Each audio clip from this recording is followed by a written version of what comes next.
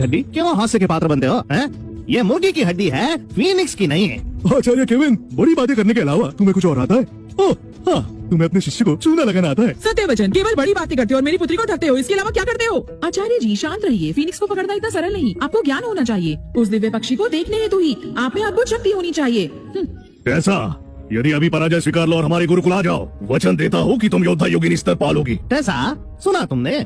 ज्येष्ठ भ्राता बीती बातों को भुलाकर तुम्हें योद्धा योगिनी का स्तर दे सकते हैं। पराजय क्यों नहीं स्वीकारती? बेहद घमंडी है। कुछ समय पश्चात वो घुटने टेक कर देवशास्त्र का हिस्सा बन जाएगी। हाँ, और केविन भी। जब समय आएगा तब ये दोनों शौचालय की शुद्धि करेंगे। टेसा, पराजय स्वीकार कर लो। यदि तुम्हें युद्ध करना है तो करते हैं, ये बातचीत क्यों? ठीक है, हमारे बीच का अंतर देख लो। तुम मेरा सामना नहीं कर सकते। तुम मेरा सामना कैसे कर रही हो? क्या तुम्हें लगता है कि मैंने अपनी शक्ति का निर्माण तुम्हारी पेट की हुई हड्डी से किया है? तोड़ो।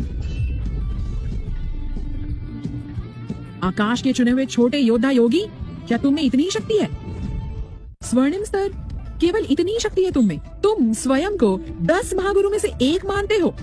धिक्कार है। अति उत्तम, ऐसा कमाल कर दिया। ये क्या हो रहा है?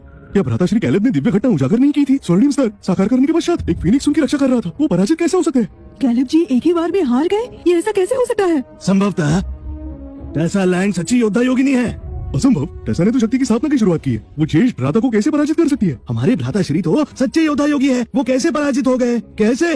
नहीं, सत्य यह है, ज्येष्ठ भ्राता उन्होंने दया दिखाई और अपनी संपूर्ण शक्ति का प्रयोग नहीं किया, और टेसा ने निर्लज होकर भ्राता कैलेब की दया का लाभ उठाया और संपूर्ण शक्ति से भ्राता को पराजित किया।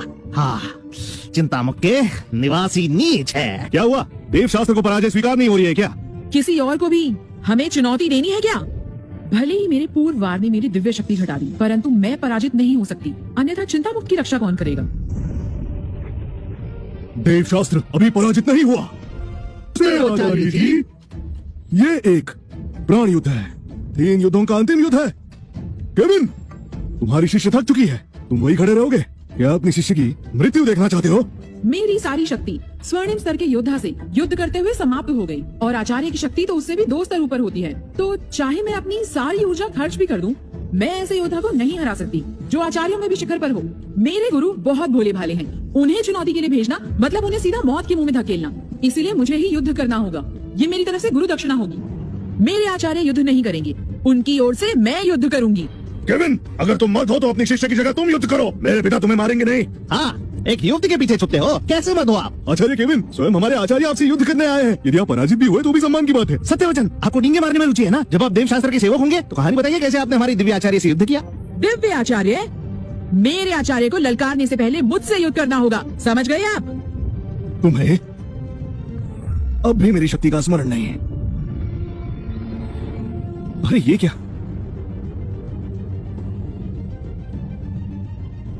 आचार्य सेनापति कृष्ण ने योद्धा योगी के चरम स्तर को साकार कर लिया। इन्होंने तो सारी बाधाएं तोड़ दी है। अद्भुत! एक दिव्य योद्धा योगी बनकर आपने संपूर्ण साम्राज्य में अपना सम्मान और अधिक बढ़ा लिया। अत्यंत शक्तिशाली, अपनी शक्ति से वो चिंतामुक्त को शमशान में बदल देंगे। मेरे पिताश्री की शक्ति के बल पर हम अवश्य विजयी होंगे।